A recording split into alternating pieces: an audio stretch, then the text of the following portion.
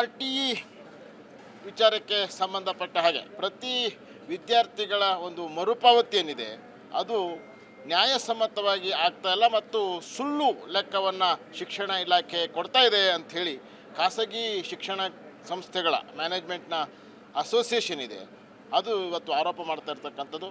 ಅದಕ್ಕೆ ಸಂಬಂಧಪಟ್ಟ ಹಾಗೆ ಅದರ ಜನರಲ್ ಸೆಕ್ರೆಟರಿ ಆಗಿರುವಂಥ ಶಶಿಕುಮಾರ್ ಅವರು ನಮ್ಮ ಜೊತೆ ಇದ್ದಾರೆ. ಅವರು ಏನು ಹೇಳ್ತಾರೆ ತಿಳ್ಕೊಳ್ಳೋಣ. ಸರ್, ಈಗ ನೀವೊಂದು ಆರೋಪ ಮಾಡ್ತಾಯಿದ್ದೀರಿ. ಆರೋಪ ಅಂದರೆ ಭಾಳ ವರ್ಷಗಳಿಂದ ಕೂಡ ಮಾಡ್ಕೊಂಡೇ ಬರ್ತಾಯಿದ್ದೀರಿ. ಇದು ಪ್ರತಿ ವಿದ್ಯಾರ್ಥಿಗಳ ಮೇಲೆ ಏನು ಮರುಪಾವತಿ ಇದೆ ಸರ್ಕಾರ ಅದನ್ನು ಸರಿಯಾಗಿ ಮಾಡ್ತಾ ಇಲ್ಲ ಮತ್ತು ಸುಳ್ಳು ಲೆಕ್ಕವನ್ನು ಕೊಡ್ತಾ ಇದೆ ಅಂತ. ಏನಿದು?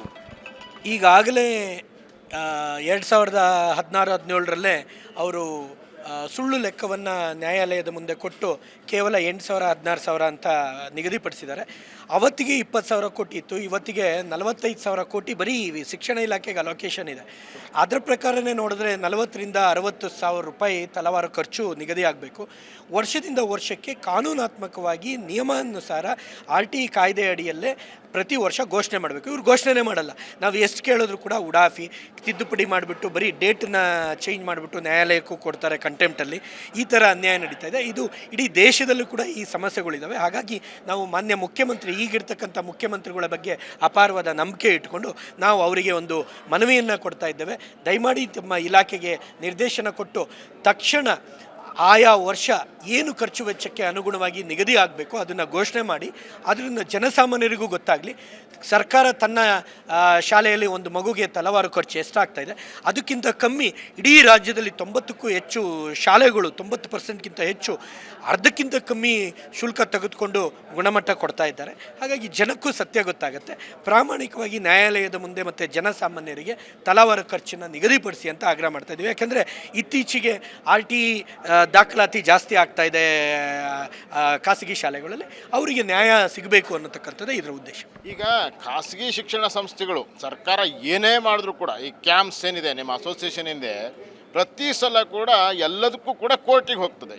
ಈಗಲೂ ಕೂಡ ಪ್ರಕರಣ ಕೋರ್ಟ್ನಲ್ಲಿ ನಡೀತಾ ಇರ್ತಕ್ಕಂಥ ಸಂದರ್ಭದಲ್ಲಿ ನೀವು ಮುಖ್ಯಮಂತ್ರಿಗಳಿಗೆ ಮನವಿ ಮಾಡೋದ್ರಿಂದ ಅದಕ್ಕೇನಾದರೂ ಸೊಲ್ಯೂಷನ್ ಸಿಗ್ಬೋದು ಅಂತ ಅನಿಸುತ್ತೆ? ಇಲ್ಲ, ಇದು ಬಂದುಬಿಟ್ಟು ಕೋರ್ಟಲ್ಲಿ ಆಗಲೇ ಕಂಟೆಂಪ್ಟ್ ಆಗಿ ಅದು ಇತ್ಯರ್ಥ ಆಗಿತ್ತು. ಆದರೆ ಇವರು ಆ ನ್ಯಾಯಾಲಯದ ಆದೇಶವನ್ನು ಪಾಲಿಸಿಲ್ಲ. ಹಾಗಾಗಿ ಮಾನ್ಯ ಮುಖ್ಯಮಂತ್ರಿಗಳು ಹೊಸದಾಗಿ ಆಗಿದ್ದಾರೆ, ಅವರ ಮುಂದೆ ನಮ್ಮ ಸಮಸ್ಯೆಯನ್ನು ಹೇಳ್ತಾ ಇದ್ದೇವೆ. ಮುಂದಿನ ದಿನಗಳಲ್ಲಿ ಈ ಸಮಸ್ಯೆಗೆ ಪರಿಹಾರ ಸಿಗಲಿಲ್ಲ ಅಂದರೆ ನ್ಯಾಯಾಲಯದ ಮೊರೆ ಹೋಗಲೇಬೇಕು. ಯಾಕೆಂದರೆ ಇದು ಸಂವಿಧಾನದ ಅಡಿಯಲ್ಲಿ ಬರ್ತಕ್ಕಂಥ ಕೆಲ ಕಾಯ್ದೆ ಕಾನೂನು ಆಗಿರೋದ್ರಿಂದ ನಾವು ನ್ಯಾಯಾಲಯದಲ್ಲಿ ಅಂತಿಮವಾಗಿ ಹೋಗಬೇಕಾಗತ್ತೆ. ಈ ಪ್ರತಿ ವರ್ಷ ಎಷ್ಟು ವಿದ್ಯಾರ್ಥಿಗಳು RTI ಅಡಿಯಲ್ಲಿ ಖಾಸಗಿ ಶಿಕ್ಷಣ ಸಂಸ್ಥೆಗಳಲ್ಲಿ ಶಿಕ್ಷಣವನ್ನು ಪಡಿತಾ ಇದ್ದಾರೆ ಮತ್ತು ಎಷ್ಟು ನಿಮಗೆ ವಾಪಸ್ ಬರಬೇಕಾಗಿರುತ್ತೆ, ಸರ್ಕಾರದಿಂದ ಬರಬೇಕಾಗಿರ್ತಕ್ಕಂಥದ್ದು ಅನುದಾನ ಎಷ್ಟು ಅಂತ? ಈಗ ಸರಿಸುಮಾರು ಒಂದು 150-200 ಕೋಟಿ ಬರಬೇಕಾಗಿದೆ, ಬಾಕಿ ಇದೆ. ಅದು ಅನೇಕ ಕಾರಣಗಳಿದ್ದಾವೆ. ಆದರೆ ಇತ್ತೀಚಿನ ದಿನಗಳಲ್ಲಿ ಈ ವರ್ಷ ಮುಂದಿನ ವರ್ಷ RTI ಅಡಿಯಲ್ಲಿ ಹೆಚ್ಚು ಮಕ್ಕಳು ದಾಖಲೆ ಆಗ್ತಾರೆ.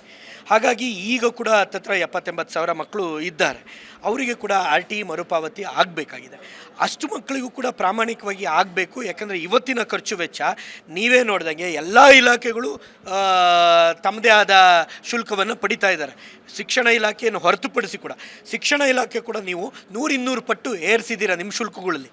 ಆದರೆ RTI ಮರುಪಾವತಿ ಮಾತ್ರ ನಿಗದಿಪಡಿಸಬೇಕಾಗಿರೋದು ಯಾಕೆ ಏರಿಸಿಲ್ಲ ಅನ್ನತಕ್ಕಂಥ ಪ್ರಶ್ನೆ ಮುಂದಾಗಿದೆ. ಈಗ RTI ಅಡಿಯಲ್ಲಿ ಈಗ ಶಿಕ್ಷಣ ಪಡಿತಕ್ಕಂಥ ಈಗೊಂದು ರೂಲ್ಸ್ ಕೂಡ ಮಾಡಿರ್ತಕ್ಕಂಥದ್ದು ಏನು ಅಂತಂದರೆ ಯಾವ್ಯಾವ ವಾರ್ಡ್ಗಳಲ್ಲಿ, ಬೆಂಗಳೂರನ್ನ ನಾವು ಉದಾಹರಣೆ ತಗೊಳ್ಳೋದಾದರೆ ಎಲ್ಲೆಲ್ಲಿ ಸರ್ಕಾರಿ ಶಾಲೆಗಳಿದ್ದಾವೆ ಆ ಶಾಲೆಗಳ ವ್ಯಾಪ್ತಿಯಲ್ಲಿ ಯಾರು ಕೂಡ ಈ RTIಯಲ್ಲಿ ಅಪ್ಲೈ ಮಾಡೋದಕ್ಕೆ ಆಗೋದಿಲ್ಲ. ಆ ರೀತಿ ಬಂದಿರತಕ್ಕಂಥದ್ದು. ಹಾಗಾಗಿ ಈಗ ಇದರ ಪರಿಸ್ಥಿತಿ ಬೇರೆ ಇದೆ. ಈಗ ಗ್ರೇಟರ್ ಬೆಂಗಳೂರು ಆದಮೇಲೆ ಅನೇಕ ವಾರ್ಡ್ಗಳಲ್ಲಿ ಎಲ್ಲಿ ಸರ್ಕಾರಿ ಶಾಲೆ ಇಲ್ಲ ಅಲ್ಲೆಲ್ಲ ಖಾಸಗಿ ಶಾಲೆಗಳಲ್ಲಿ ಈಗಾಗಲೇ ದಾಖಲೆ ಆಗ್ತಾ ಇದ್ದಾರೆ ಮಕ್ಕಳು. ಈ ಸಲ ಕೂಡ 7,000ಕ್ಕಿಂತ ಹೆಚ್ಚು ಮಕ್ಕಳು ದಾಖಲೆ ಆಗಿದ್ದಾರೆ ಅಂತ ನಮಗೆ ನೋಟಕ್ಕೆ ಮಾಹಿತಿ ಇದೆ. ಹಾಗಾಗಿ ಮುಂದಿನ ವರ್ಷ ಇನ್ನೂ ಹೆಚ್ಚಾಗುತ್ತೆ. ಈಗ ಸರ್ಕಾರ ತಾನು ಸರ್ಕಾರಿ ಶಾಲೆಗಳನ್ನ ಮುಚ್ಚಿ KPS ಮಾಡಿದ್ರು ಕೂಡ ಅಲ್ಲಲ್ಲಿ ಕೂಡ RTI ಫಲಾನುಭವಿಗಳು ಖಾಸಗಿ ಶಾಲೆಗೆ ಪಡೆಯುವಂಥ ಸಾಧ್ಯತೆಗಳು ಹೆಚ್ಚಿದೆ.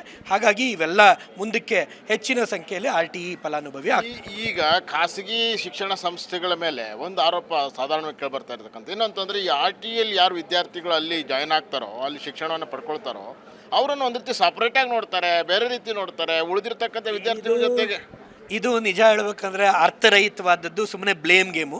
ಇವತ್ತು ಖಾಸಗಿ ಅನುದಾನ ರಹಿತ ಶಿಕ್ಷಣ ಸಂಸ್ಥೆಯಲ್ಲಿ ಶುಲ್ಕ ತೆಗೆದುಕೊಂಡೇ ಇದ್ದರೂ ಕೂಡ ಅಂಥ ಮಕ್ಕಳು ಡಿಸ್ಟಿಂಕ್ಷನ್ ತೆಗೆದು ರ್ಯಾಂಕ್ ಹಂತಕ್ಕೆ ಹೋಗಿದ್ದಾರೆ. ಎಲ್ಲಿ ತಾರತಮ್ಯ ಆಗಿದೆ? ತಾರತಮ್ಯ ಮಾಡಿದಂಥ ಶಿಕ್ಷಣ ಸಂಸ್ಥೆಗಳಿಗೆ ಕಾನೂನಿದೆ, ಅದರ ಅಡಿಯಲ್ಲಿ ಅವರಿಗೆ ಶಿಕ್ಷೆ ಆಗಲಿ ಅಂತ ನಾವು ಕೂಡ ಆಗ್ರಹ ಮಾಡ್ತೇವೆ. ಈಗ ಅಂದರೆ ಅಂತಿಮವಾಗಿ ನಿಮ್ದೇನಂದ್ರೆ ಪ್ರಧಾನಮಂತ್ರಿಗಳೇ ಮತ್ತು ಮುಖ್ಯಮಂತ್ರಿಗಳು ಪತ್ರ ಬರೆದಿರ್ತಕ್ಕಂಥ ಅಷ್ಟೇ, ಮತ್ತು ಬೇರೆ ಏನಾದರೂ ಇದೆಯಾ? ಇಲ್ಲ, ಇದು ಸಂಪೂರ್ಣವಾದ ರಿಸರ್ಚ್ ಬೇಸ್ಡು. ಯಾವ್ಯಾವ ಅಂಶವನ್ನು ಪರಿಗಣಿಸಬೇಕು ಅನ್ನತಕ್ಕಂಥದ್ದನ್ನು ಅಧಿಕಾರಿಗಳಿಗೆ ಅವರಿಗೆ ಅಕಸ್ಮಾತ್ ವಿವೇಚನೆ ಅಥವಾ ಅವರಿಗೆ ಬುದ್ಧಿಶಕ್ತಿ ಇಲ್ಲ ಅಂದರೆ ಅವರಿಗೂ ಅರ್ಥ ಆಗಲಿ ಅನ್ನೋ ರೀತಿಯಲ್ಲಿ ನಿಮ್ಮ ಒಂದು ಶಿಕ್ಷಣ ಇಲಾಖೆಯಲ್ಲಿ ಒಂದು ಮಗುವಿಗೆ 1 ವರ್ಷಕ್ಕೆ ಎಲ್ಲೆಲ್ಲ ಖರ್ಚು ವೆಚ್ಚ ಮಾಡ್ತೀರಾ ಅನ್ನತಕ್ಕಂಥದ್ದನ್ನು ವಿವರಣೆಯಾಗಿ ಮಾಡಿ ಕೊಟ್ಟಿದ್ದೇವೆ.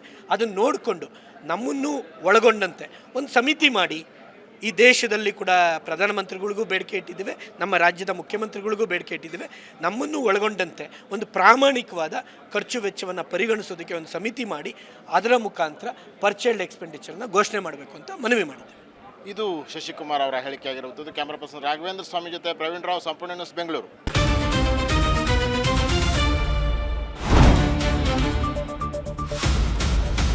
ಸಂಪೂರ್ಣ ನ್ಯೂಸ್ 24/7 ಇದು ನೊಂದವರ ಧ್ವನಿ.